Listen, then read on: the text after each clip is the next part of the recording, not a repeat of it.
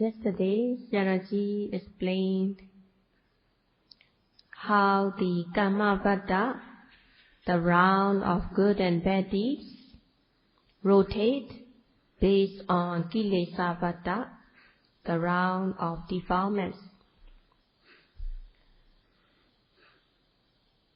Committing wrongful action, they are ducharita, the evil conduct. Not knowing that the evil conduct are bad, the person thinks that it is good, and the person relishes in the wrongdoings. Committing these wrongdoings to the heart's content.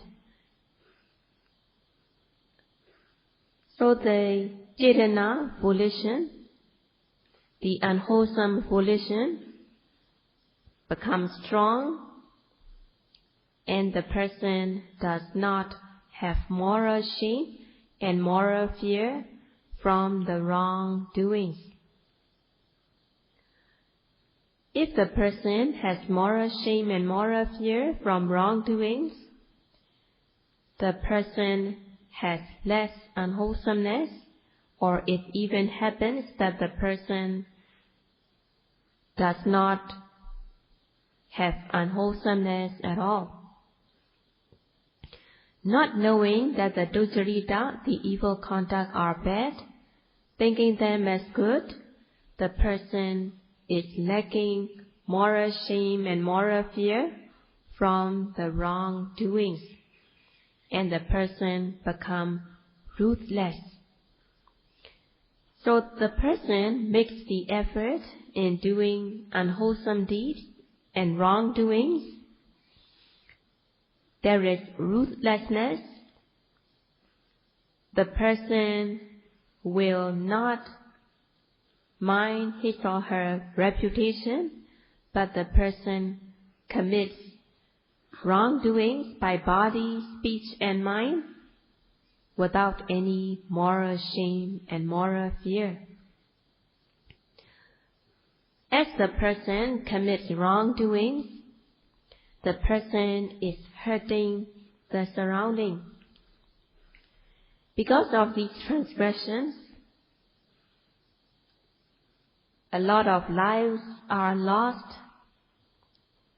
a lot of lives are ruined, lost, and a lot of properties get lost. People are getting tormented, and also the surrounding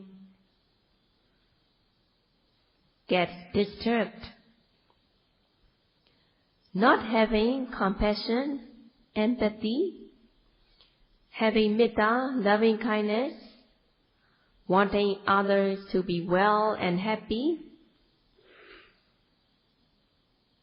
then the person will not commit these wrongdoings. If there is lack of moral shame and moral fear, committing wrongdoings, there is also lack of metta and karuna. There is also lack of loving kindness and compassion, and the person will not have any patience or forgiveness, and there will not be any sacrifices, and the person is ruthless, cruel, lacking metta, lacking loving kindness. There is hatred, dosa. People who are wise have patience, forgiveness, willing to make sacrifices. But if a person is selfish, not having any compassion towards others, not having empathy, then the person is hurting others easily. And there is micchācara, sexual misconduct, lying, in order to fulfill one's own wishes.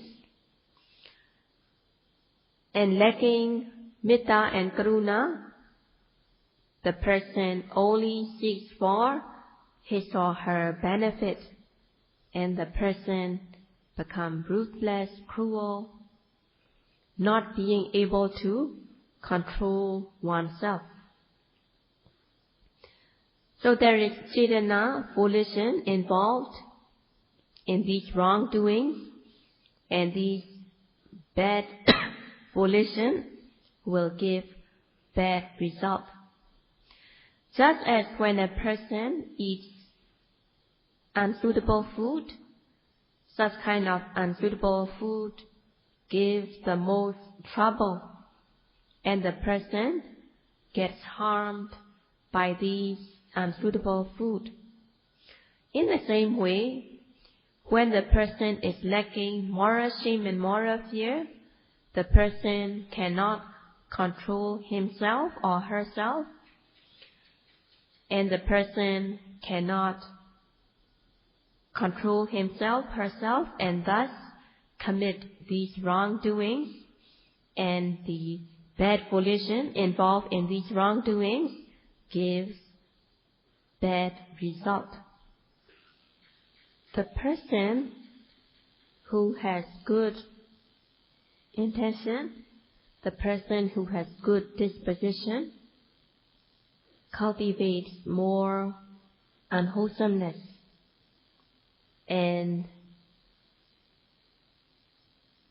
but the nature of the mind is that the mind takes delight in inferior things, and mostly the mind goes on to unwholesome things.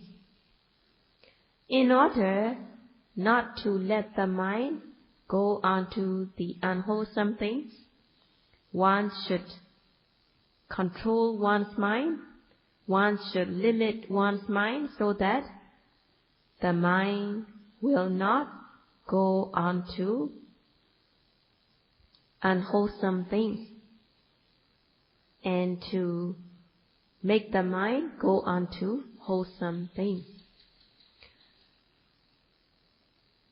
One should rectify so that the mind will be on the right path.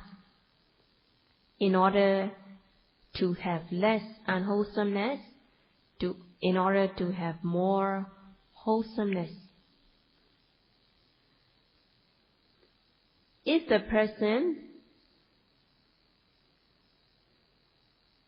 does wholesome things, hoping to gain good existences, not to be free from the suffering of life,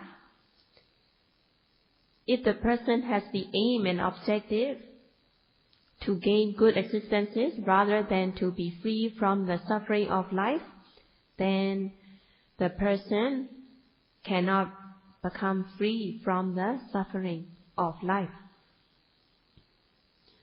If the person does these wholesome things for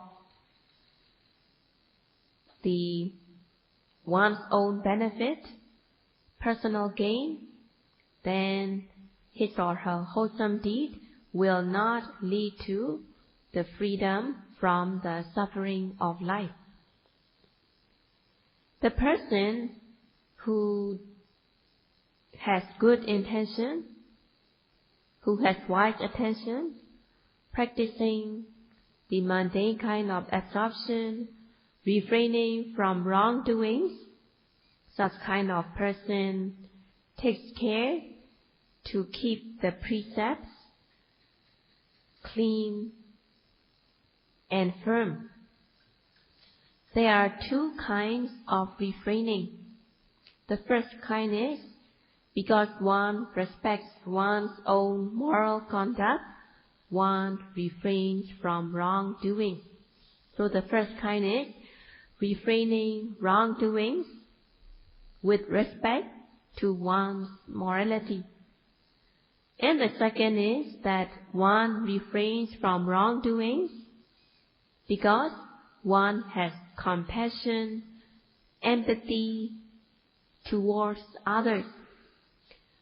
Respecting others, the person having compassion and empathy towards others, the person refrains oneself, controlling oneself so that others will not get hurt. So this is the second way of refraining. If the person is lacking moral shame and moral fear, the person commits wrongdoings, not respecting one's morality, as well as not having compassion towards others. Having hiri and uttappa, moral shame and moral fear, one is shameful of wrongdoings by body, speech and mind, and one is afraid from the wrongdoings by body, speech and mind. Having hiri and uttappa, moral shame and moral fear, the person keeps himself or herself pure and clean, and the person does not want himself, herself to be dirty or polluted with the wrongdoings. Taking care not to be dirty or polluted with the wrongdoings, the person controls himself, herself, and the person is protecting others from being hurt. The person who has good intention will have prudence, having compassion, consideration towards others, wanting the welfare and benefit of others. Such kind of person will have patience, forgiveness, willing to make sacrifices when dealing with others. Having empathy, the person knows that just as one does not want to suffer, the others will be the same. They also do not want to be suffering. So in this way, the person has compassion, empathy, and thus the person refrains from wrongdoing. Refraining from wrongdoing, there will not be suffering physically, mentally. One protects others from being hurt physically, mentally, and thus the person automatically controls himself or herself. And the Cetana, volition, is pure and clean. And as much one's volition is pure and clean, the more benefit one will get. So just as when the person plants tree that has the potency to give sweet fruit, then by planting the tree, the plant will give sweet fruit. So one should have a good foundation to keep one's volition pure and clean, and such pure and clean volition will bring good result. Kilesa Vada are the realm of defilements, and there are 3 stages of defilements: the transgressive defilements that manifest in body and speech, the obsessive defilements that manifest in the mind, and latent dormant defilements that one has not eradicated.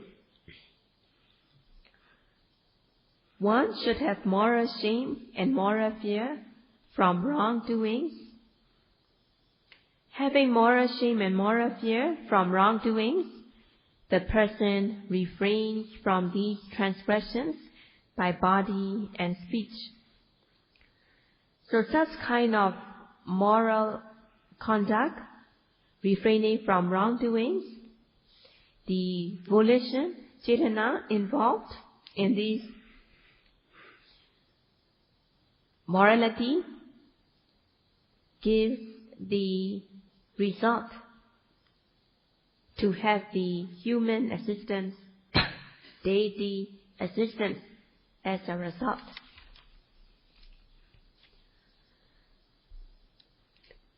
Refraining from these wrongdoings with compassion, the Chetana volition that is involved gives the result of being born as a human or deity and not any more than that. But when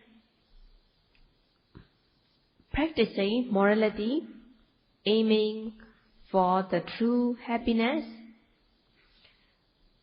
his or her morality can lead to the better kind of happiness, but not directly, but by performing wholesome deeds with good aim and objective, performing dana, and having sila, morality, his or her wholesomeness will give result of giving good existences and also to be well to do in life. There will be bhoga sambati. One will be endowed with material wealth and one will not be inferior in life. And it is just a basic kind of happiness. So the priyuthana kilesa, the obsessive defilements, should be calm and suppressed. And the anusya kilesa, latent dormant defilements, should also be eradicated. Practicing viriya, sati and samadhi, effort, mindfulness and concentration, practicing lokiya dana, mundane absorption, the chetana volition that is associating with the absorption gives the result of a Brahma, the rupa and arupa, fine material and immaterial Brahma. So as the chetana volition associating with jhana gives the result of rebirth into material and immaterial Brahma, the person stays in absorption, it is happy, but it is happy not having any obsessive defilements in the mind. But as one has not totally eradicated the defilements, at some instance the person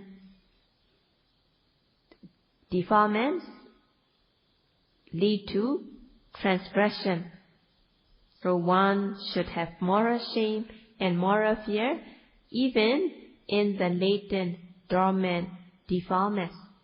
And one should have moral shame and moral fear from obsessive defilements and also the transgressive defilements. The person who has moral shame and moral fear will have less unwholesomeness and there will be more of wholesomeness. The ordinary form of wholesome deeds give result of rebirth into human existence and deva existence and Brahma existence. It is important not to be hurting others. Not hurting others, the person is morally uplifted and the quality of the person will become high. One should have moral shame and moral fear from gross, medium and refined form of defilements. One should have moral shame and moral fear that these defilements, gross, medium, and refined defilements, give bad result. Hiri and Ottappa are compared to the white color. Just as the white color repels heat, having Hiri and Ottappa, one repels the heat of the defilements, and Hiri and Ottappa are called Sukha Dhamma, as they are the white repelling the heat of defilements. If there is lack of moral shame and moral fear, ahirika and anuttappa, one commits wrongdoings, and the mind is inferior, degraded, and one does not see the flaws of the defilements. One does not see the flaws of gross, medium, and refined form of defilements. Ahirika and anuttappa are like black color. They are called Kanna Dhamma, black color. Having Hiri and Ottappa, one repels the heat of unwholesomeness. If there is ahirika and anuttappa, lack of moral shame and moral fear, one absorbs the heat of the defilements.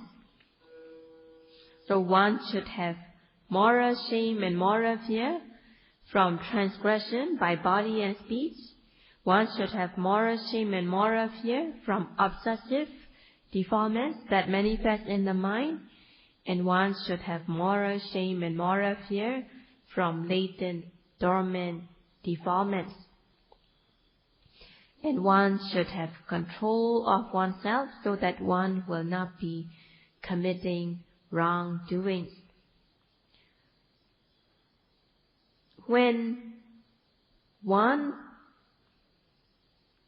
has moral shame and moral fear from these wrongdoings, transgression, as well as the obsessive defilements and latent dormant defilements, then the person will not be committing wrongdoings. One will practice respectfully, meticulously, so that the defilements will not enter the mind. The person who practices respectfully, meticulously will notice if he or she is able to note the object effectively, efficiently. If he or she misses or fails to note, then he or she will notice that there is lack of mindfulness. And the person has moral shame and moral fear from lack of mindfulness. And the person is shameful, afraid that the defilements will enter the mind if there is lack of mindfulness. But to ordinary person, it will not happen. But to the person who practices respectfully, meticulously, diligently, the person will understand from his or her practice. Having moral shame and moral fear from lack of mindfulness. So having moral shame and moral fear, Hiri and Ottappa, one repels the wrongdoings, and the person takes more care to refrain from physical, verbal, mental misconduct. Refraining from physical, verbal, mental misconduct, the person has good control of oneself as well as protecting others from being hurt. Hiri and Ottappa are called Lokapala. They are the guardian of the world. So it is very important to have a good control of oneself. So it will not be meaningful if people are having arms, ammunition, and talking about peace at the same time. It is very important to be peaceful within oneself. Through the hiri and uttapa, moral shame and moral fear, one should have mindfulness continuously. The defilements that can arise by lack of mindfulness will have no chance to arise if there is mindfulness, and there will be peace. So one should refrain oneself from wrongdoing so that one will not be hurting others. If one has compassion, consideration, empathy towards others, one will control oneself, not hurting others, and there will be peace. Having moral shame, moral fear, refraining from wrongdoings, not hurting others, the person will shine with good qualities, and thus hiri and uttapa are called deva Dhamma. In the world, the majority of the people are lacking hiri and uttapa. Lacking hiri and uttapa, one cannot control oneself. One is harming, hurting the surrounding, and thus there is no peace in the world. According to the teaching of the Buddha, one should control oneself so that one's own world will not be ruined. Having control of oneself, one is protecting others from being hurt. So it is very important to have hiri and uttapa, and also in the practice of Satipatthana meditation, one should have hiri and uttapa, moral shame and moral fear, from failing to note the object.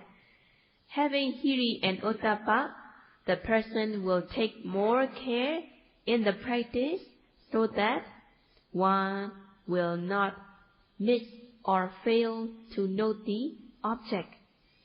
But if the person is lacking hiri and uttapa, the person misses, fails to note many objects, and thus it takes a long time without cultivating knowledge in the practice. Having hiri and uttapa, moral shame and moral fear from wrongdoings, having moral shame and moral fear from the bad result of wrongdoings, then one fulfills sila, morality. Fulfilling sila, morality, gives the result of rebirth into human life or deva life. Having hiri and uttapa from the obsessive defilements, one practices the mundane absorption in order to keep the defilements away. And this mundane absorption gives the result of bhava santati, giving result of rebirth into good existences. The having cetana, volition, one commits the good and bad deeds, and these good and bad deeds lead to vipaka, round of resultant. Doing ordinary form of wholesome deeds, there involves knowledge, but the knowledge that is associated with the ordinary form of wholesome deed is not as strong, and thus the cetana, volition, that associates with the ordinary form of wholesome deeds gives result of rebirth into new existences. In Vipassana bhavana, the cetana, volition, does not prevail, but panya, knowledge, prevails in the Vipassana practice. So the Paññā, knowledge that arises through the Vipassana practice, removes ignorance, not knowing, knowing wrongly, craving, clinging, are removed by knowledge that arises through the Vipassana practice. Cetana, volition, give the result of rebirth into new existences, but Paññā, knowledge that is gained through Vipassana practice, does not give result of rebirth into existences, and thus there will be vivata, the wholesomeness of Vipassana practice does not give result to new existences, and thus vipakavata, the round of resultants, will not rotate. And Sayadaw will continue to explain from both theoretical and practical aspects tomorrow.